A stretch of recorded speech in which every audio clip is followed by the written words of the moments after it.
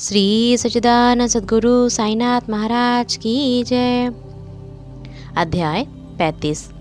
काका महाजनी के मित्र और सेठ निर्बीज अंगूर बांद्रा के एक गृहस्थ की अनिद्रा बालाजी पाटिल निवास कर बाबा का सर्प के रूप में प्रकट होना। इस अध्याय में भी उदी का महात्म्य ही वर्णित है। इसमें ऐसी दो घटनाओं का उल्लेख है कि परीक्षा करने पर देखा गया कि बाबा ने दक्षिणा अस्वीकार कर दी। पहले इन घटनाओं का वर्णन किया जाएगा। आध्यात्मिक विषयों में सांप्रदायिक प्रवृत्ति उन्नति के मार्ग में एक बड़ा रोड़ा है। निराकारवादियों से कहते सुना जाता है कि ईश्वर की सगुण उपासना केवल एक भ्रम ही है और संतगण भी अपने सदृश ही सामान्य पुरुष हैं। इस कारण उनकी चरण वंदना कर उन्हें दक्षिणा क्यों देनी चाहिए। अन्य पंथों के अनुयायियों का भी ऐसा मत है कि अपने सद्गुरु के अतिरिक्त अन्य संतों को नमन तथा उनकी भक्ति नहीं करनी चाहिए। इसी प्रकार की अनेक आलोचनाएं साईं बाबा के संबंध में पहले सुनने में आया करती थी तथा अभी भी आ रही हैं। किसी का कथन था कि जब हम शिरडी गए तो बाबा ने हमसे दक्षिणा मांगी। क्या इस भांति दक्षिणा ऐंठना एक संत के लिए शोभनीय था? जब वे इस प्रकार आचरण करते हैं तो फिर उनका साधु धर्म कहाँ रहा? परंतु ऐसी भी कई घटनाएं अनुभव में आई हैं कि जिन लोगों ने शिरडी जाकर अविश्वास से बाबा के दर्शन किए, उन्होंने ही सर्वप्रथम बाबा को प्रणाम कर प्रार्थना भी की। ऐसे ही कुछ उदाहरण नीचे दिए जाते हैं। काका महाजनी के मित्र निराकारवादी तथा मूर्ति पूजा के सर्वथा विरुद्ध थे। कौतूहलवश वे काका महाजनी के साथ दो शर्तों पर शिरडी चलने को सहमत हो गए। पहला, बाबा को नमस्कार ना करेंगे और दूसरा, ना ही उन्हें कोई दक्षिणा देंगे। जब काका ने स्वीकारात्मक उत्तर दे दिया तब फिर शनिवार की रात्रि को उन दोनों ने बम्बई से प्रस्थान कर दिया और दूसरे ही दिन प्रातःकाल शिरडी पहुंच गए। जैसे ही उन्होंने मस्जिद में पैर रखा उसी समय बाबा ने उनके मित्र की ओर थोड़ी देर देखकर उनसे कहा कि आइए श्रीमान, पधारिए, आपका स्वागत है। इन शब्दों का स्वर कुछ विचित्र सा था और उनका स्वर प्रायः उन मित्र के पिता के बिल्कुल अनुरूप ही था। तब उन्हें अपने कैलाशवासी पिता की स्मृति हो आई और वे आनंद विभोर हो गए। क्या मोहिनी थी उस स्वर में! आश्चर्य युक्त स्वर में उनके मित्र के मुख से निकल पड़ा कि निसंदेह यह स्वर मेरे पिताजी का ही है। तब वे शीघ्र दौड़कर गए और अपनी सब प्रतिज्ञाएं भूलकर उन्होंने बाबा के श्री चरणों पर अपना मस्तक रख दिया। बाबा ने काका से तो दोपहर में तथा विदा लेते समय 2 बार दक्षिणा मांगी, परंतु मित्र से एक शब्द भी ना कहा। उनके मित्र ने फुसफुसाते हुए कहा कि भाई देखो, बाबा ने तुमसे 2 बार दक्षिणा मांगी, परंतु मैं भी तो तुम्हारे साथ हूँ, फिर वे मेरी इस प्रकार उपेक्षा क्यों करते हैं? काका ने उत्तर दिया कि बेहतर तो यह होगा कि तुम स्वयं ही बाबा से पूछ लो। बाबा ने पूछा कि क्या कानाफूसी हो रही है? तब उनके मित्र ने कहा कि क्या मैं आपको दक्षिणा दूं? बाबा ने कहा कि तुम्हारी अनिच्छा देखकर मैंने तुमसे दक्षिणा नहीं मांगी, परंतु यदि तुम्हारी इच्छा ऐसी ही है तो तुम दक्षिणा दे सकते हो। तब उन्होंने 17 रुपये भेंट किए जितने काका ने दिए थे। तब बाबा ने उन्हें उपदेश दिया कि अपने बीच जो तेली की दीवार है उसे नष्ट कर दो, जिससे हम परस्पर देखकर अपने मिलन का पथ सुगम बना सके। बाबा ने उन्हें लौटने की अनुमति देते हुए कहा कि तुम्हारी यात्रा सफल रहेगी। यद्यपि आकाश में बादल छाए हुए थे और वायु वेग से चल रही थी तो भी दोनों सकुशल बम्बई पहुंच गए। घर पहुंचकर जब उन्होंने द्वार द्वारा खिड़कियां खोली तो वहां 2 मृत चिड़िया पड़ी देखी। एक तीसरी उनके सामने से फुर्र करके खिड़की से उड़ गई। उन्हें विचार आया कि यदि मैंने खिड़की खुली छोड़ी होती तो इन जीवों के प्राण अवश्य बच गए होते, परंतु फिर उन्हें ऐसा विचार आया कि यह उनके भाग्य अनुसार ही हुआ है और बाबा ने तीसरी की प्राण रक्षा हेतु हमें शीघ्र ही वहां से वापस भेज दिया। काका महाजनी के सेठ बम्बई के ठक्कर धर्मसी जेठा भाई सॉलिसिटर की एक फर्म थी। काका इस फर्म में व्यवस्थापक थे। सेठ और व्यवस्थापक के संबंध परस्पर अच्छे थे। श्रीमान ठक्कर को ज्ञात था कि काका बहुधा शिरडी जाया करते हैं और वहाँ कुछ दिन ठहर कर बाबा की अनुमति से ही वापस लौटते हैं। कौतूहलवश बाबा की परीक्षा करने के विचार से उन्होंने भी होलिकोत्सव के अवसर पर काका के साथ ही शिरडी जाने का निश्चय किया। काका का शिरडी से लौटना सदैव अनिश्चित सा ही रहता था, इसीलिए अपने साथ एक मित्र को लेकर वे तीनों रवाना हो गए। मार्ग में काका ने बाबा को अर्पित करने हेतु 2 सेर अंगूर मोल लिए। ठीक समय पर शिरडी पहुंचकर वे उनके दर्शनार्थ मस्जिद में गए। बाला साहेब तरखंड भी तब वहीं पर थे। श्री ठक्कर ने उनसे आने का हेतु पूछा। तरखंड ने उत्तर दिया कि मैं तो दर्शन के लिए ही आया हूँ, मुझे चमत्कारों से कोई प्रयोजन नहीं, यहाँ तो भक्तों की हार्दिक इच्छाएं की पूर्ति होती है। काका ने बाबा को नमस्कार कर उन्हें अंगूर अर्पित किए तथा बाबा ने उन्हें वितरित करने की आज्ञा दे दी। श्रीमान ठक्कर को भी कुछ अंगूर मिले। एक तो उन्हें अंगूर रुचिकर ना लगता था, दूसरे इस प्रकार अस्वच्छ खाने की डॉक्टर ने मनाही करी थी, इसीलिए वे कुछ निश्चय ना कर सके और ना चाहते हुए भी उन्हें ग्रहण करना पड़ा और फिर दिखावे मात्र के लिए उन्होंने मुंह में डाल लिया। अब समझ में ना आता था कि उनके बीजों का क्या करे। मस्जिद के फर्श पर तो थूका नहीं जा सकता था, इसीलिए उन्होंने वे बीज अपनी इच्छा के विरुद्ध अपने खीसे में डाल लिए और सोचने लगे कि जब बाबा संत हैं तो यह बात उन्हें कैसे अविदित रह सकती है कि मुझे बीज वाले अंगूर नापसंद है। फिर क्या वे मुझे इसके लिए लाचार कर सकते हैं? जैसे ही यह विचार उनके मन में आया, बाबा ने उन्हें कुछ और अंगूर दिए, पर उन्होंने खाया नहीं और अपने हाथ में ही ले लिया। तब बाबा ने उन्हें खाने को कहा। उन्होंने आज्ञा का पालन किया और चबाने पर देखा कि वे सब निर्बीज हैं। वे चमत्कार की इच्छा रखते थे, इसीलिए उन्हें देखने को मिला। उन्होंने सोचा कि बाबा समस्त विचारों को तुरंत जान लेते हैं और मेरी इच्छा अनुसार ही उन्होंने उन्हें बीज रहित बना दिया। क्या अद्भुत शक्ति है उनमें। फिर शंका निवारणार्थ उन्होंने तरखंड से, जो समीप ही बैठे हुए थे और जिन्हें भी थोड़े अंगूर मिले थे, पूछा कि किस किस्म के अंगूर तुम्हें मिले। उत्तर मिला, उत्तम बीजों वाले। श्रीमान ठक्कर को तब और भी आश्चर्य हुआ कि यदि बाबा वास्तव में संत हैं तो अब सर्वप्रथम अंगूर काका को ही दिए जाने चाहिए। इस विचार को जानकर बाबा ने कहा कि अब पुनः वितरण काका से ही आरंभ होना चाहिए। यह सब प्रमाण श्री ठक्कर के लिए पर्याप्त थे। फिर सामा ने बाबा से परिचय कराया कि आप भी काका के सेठ हैं।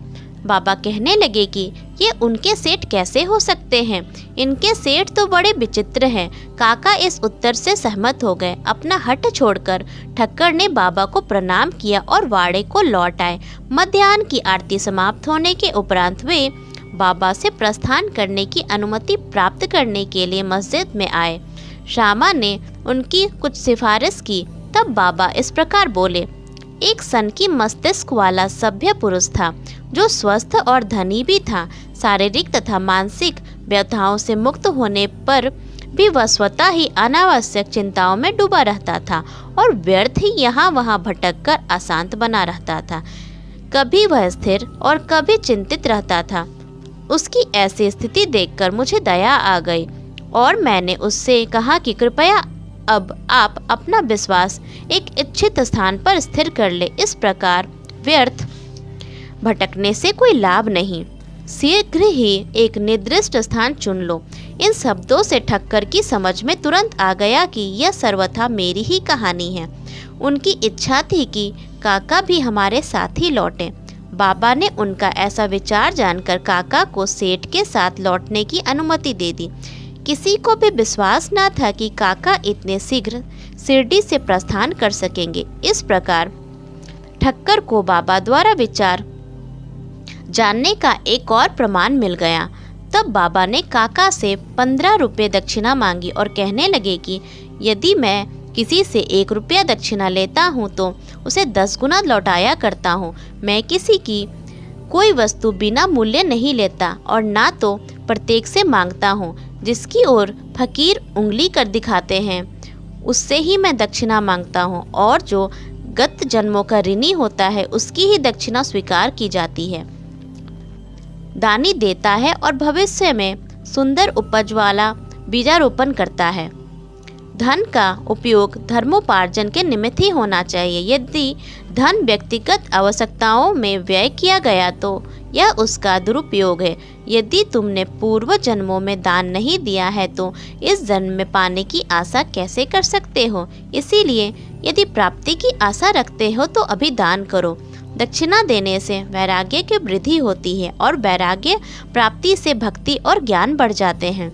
1, 2 और 10 गुना लो। इन शब्दों को सुनकर श्री ठक्कर ने भी अपना संकल्प भूलकर बाबा को 15 रुपये भेंट किए। उन्होंने सोचा कि अच्छा ही हुआ जो मैं शिरडी आ गया।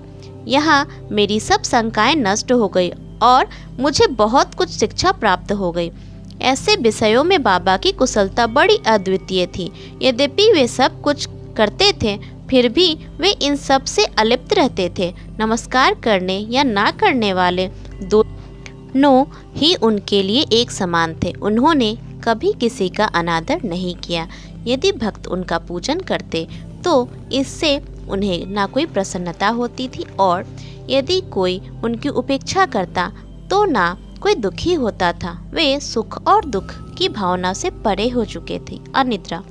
बांद्रा के एक महाशय कायस्थ प्रभु बहुत दिनों से नींद न आने के कारण अस्वस्थ थे। जैसे ही वे सोने लगते उनके स्वर्गवासी पिता स्वप्न में आकर उन्हें बुरी तरह गालियां देते हुए दिखाई देने लगते थे। इससे निद्रा भंग हो जाती और वे रात्रि भर अशांति महसूस करते थे।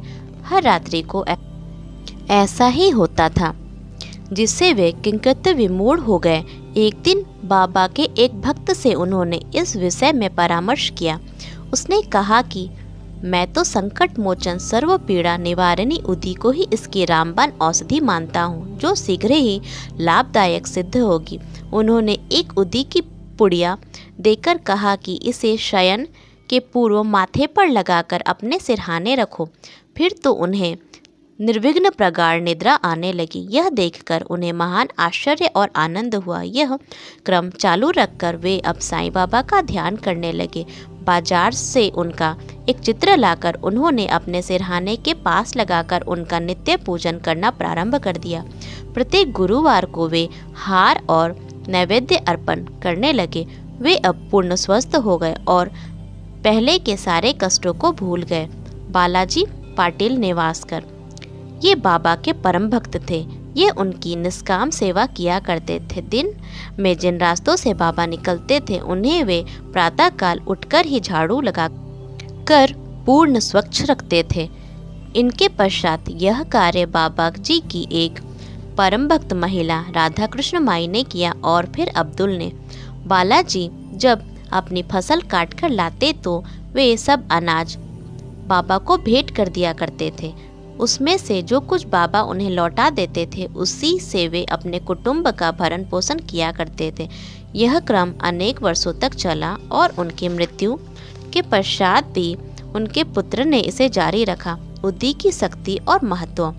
एक समय बालाजी के श्राद्ध दिवस की वार्षिकी के अवसर पर कुछ व्यक्ति आमंत्रित किए गए। जितने लोगों के लिए भोजन तैयार किया गया उससे तिगुने लोग भोजन के समय एकत्रित हो गए। यह देख श्रीमती नेवासकर किंकित विमूढ़ सी हो गई। उन्होंने सोचा कि यह भोजन सबके लिए पर्याप्त नहीं होगा और कहीं कम पड़ गया तो कुटुंब की भारी अपकीर्ति होगी। तब उनकी सास ने उनसे सांत्वना पूर्ण शब्दों में कहा कि चिंता ना करो, यह भोजन सामग्री हमारी नहीं, ये तो साईं बाबा की है।